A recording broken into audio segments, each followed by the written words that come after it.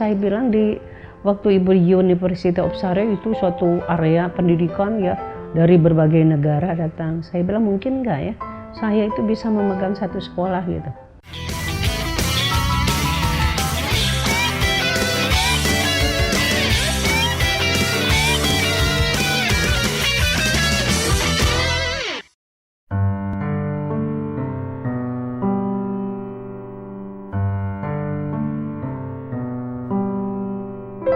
Ibu Dr. Hajah Suryani Supardan, Dr. Randa MM. Bagaimana tidak, jika menilik perjalanan hidup beliau ke belakang, beliau dilahirkan dari sebuah keluarga sederhana di pelosok Jawa Barat. Namun dengan kegigihannya, beliau sanggup dan mampu menjadi pribadi yang sukses seperti sekarang ini. Dilahirkan di daerah pesisir pantai, tepatnya di Cikalong, Kabupaten Tasikmalaya, yang terbilang daerah pelosok yang jauh dari jangkauan modernisasi pada tahun 1943. Beliau lahir pada masa penjajahan masih eksis di Indonesia, di mana pada waktu itu pendidikan masih menjadi hal yang tabu di Indonesia. Ditambah kesederhanaan dan kemiskinan menjadi kawan akrab yang menemani perjalanan hidupnya. Walaupun terlahir menjadi sosok gadis yang berada di pelosok, tetapi semangat yang ditumbuhkan kedua orang tuanya begitu tinggi, sehingga menjadikan Suryani gadis yang mempunyai tekad kuat dan pantang menyerah. Di masa remaja yang menginjak usia 15 tahun, di mana pada waktu itu mayoritas perempuan di daerahnya memutuskan untuk melakukan pernikahan dini yang merupakan budaya pada masa itu. Suryani memilih jalan yang lain daripada lingkungan kebiasaannya. Dengan harapan dan dorongan orang tuanya yang tergolong keluarga sederhana, Suryani akhirnya bertekad untuk terus melanjutkan keinginannya, meneruskan perjuangannya untuk bersekolah.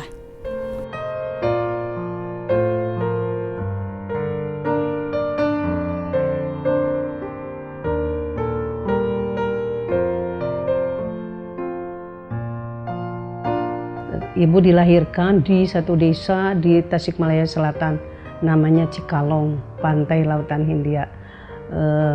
Pada waktu itu menurut orang tua ibu, karena dilahirkan pada waktu zaman Jepang. Ibu dilahirkan oleh seorang ibu yang katanya menurut informasi ini, karena ibu juga nggak hafal banget, beliau itu nikah pada umur nggak tahu 12 tahun atau 15 tahun. Nah terus beliau itu meninggalnya ibu kan kebetulan anak kedua, yang besar perempuan ada, yang kedua ibu, yang ketiga laki-laki. Nah beliau, orang tua ibunya ibu tuh meninggal karena melahirkan. Udah gitu bapak kebetulan nikah lagi sama seorang gadis yang alhamdulillah sampai sekarang juga ibu masih ada, ibu sambung ibu. Nah di situ habis SMP ibu sekolah ya, ternyata ibu masih ingat menurut cerita orang tua ya, bahwa ibunya ibu teh meninggal karena melahirkan, tidak ada yang menolong. Kemudian juga katanya perdarahan. Terus ibu terpikir ya, selain mikir dari orang tua ibu, terus waktu SD lagi kelas 5 kalau tidak salah, terus ada seorang perempuan ya lewat di depan rumah. Nah, perempuan itu pakai baju putih, kemudian sepatunya hitam, bawa tas hitam. Di sampingnya ada bapak-bapak. Terus ibu nanya, saya bilang, itu siapa? Oh itu katanya seorang bidan yang memang mau menolong melahirkan. Jadi melahirkan istrinya bapak tersebut di rumahnya. Terus ibu mikir ya, bagaimana itu perjalanan orang sampai bisa menolong gitu, menolong melahirkan. Kayaknya ibu seneng banget gitu kalau sampai bisa seperti itu. Kalau menurut saya, Ibu Ketua Stikes itu merupakan sosok yang sangat keibuan sekali, yang sangat concern terhadap program-program yang direncanakan di lingkungan Stikes Dharma Husada Bandung, yang sangat religi, yang sangat patuh sekali terhadap keagamaan, sehingga beliau patut dicontoh untuk kita semua.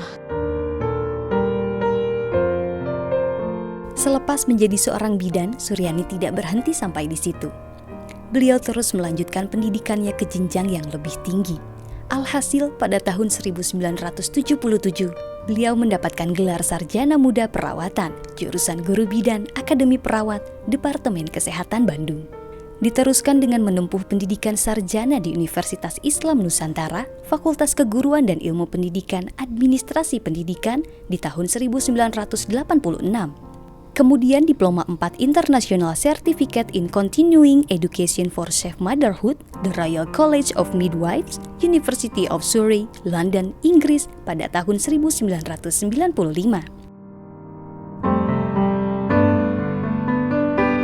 Di tahun 2000, beliau menempuh magister di Sekolah Tinggi Ilmu Ekonomi IPWI dan terakhir meraih gelar Doktor Fakultas Filsafat UGM Yogyakarta Februari 2009 dengan predikat cum laude dan menjadi satu-satunya bidan di Indonesia yang meraih gelar doktor.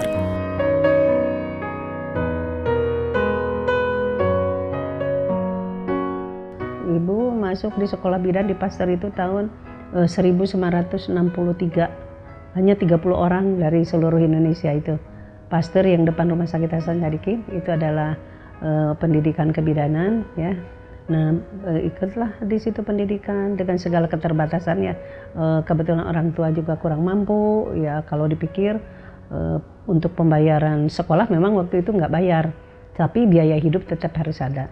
Akhirnya ya mengikuti pendidikan, selesailah tahun 68 lulus bidan, kemudian diminta sebenarnya di pendidikan untuk membina. Saya bilang nggak bisa, saya di pendidikan, untuk diri saya aja rasanya belum mampu gitu. Tahu-tahu pada tahun 94 ada pengumuman dari Depkes dibutuhkan bidan yang udah punya pendidikan akademik, ya, lebih diutamakan kalau udah S1 meskipun bukan bidan, bukan S1-nya bukan bidan, untuk dikirim ke Inggris. Dibutuhkan 26 orang guru bidan. Nah, akhirnya setelah ibu diberi tahu dari Akper Pajajaran, ya, Akademi Perawat itu kan pendidikan, bisa nggak berangkat gitu mewakili Jawa Barat, mewakili Akademi Perawat. Nah, ternyata terpilih, ibu bisa, dan ibu lapor sama direktur boleh diizinkan untuk berangkat. Berangkatlah ke Inggris untuk mempelajari tentang kebidanan, tentang pendidikan dan pelayanan. Ibu pertama sekali di London, kemudian begitu datang ibu diterimanya di University of Surrey. Nah, terus kita mempelajari tentang pendidikan, tentang kebidanan dan pelayanan. Ibu berpraktek juga di beberapa rumah sakit. Setelah itu kembali, tapi ibu berpikir setelah melihat di Inggris bagaimana pendidikan, wah ini luar biasa gitu. Ibu kembali lagi ke rumah sakit, padahal ibu ada satu metode, ya, yang ibu ingin, tentang parent craft education classes. Jadi pendidikan menjadi orang tua itu bagaimana? Karena pengalaman. Tapi ibu waktu itu belum bisa menerapkan. Yang kedua, ibu terbayang, saya bilang di waktu ibu di University of Surrey itu suatu area pendidikan, ya, dari berbagai negara datang. Saya bilang mungkin nggak ya, saya itu bisa memegang satu sekolah gitu. Yang memang sekolahnya ya jelas kaitan dengan kesehatan. Kalau saya melihat ibu, ya bisa dibilang orang yang sangat langka, ya.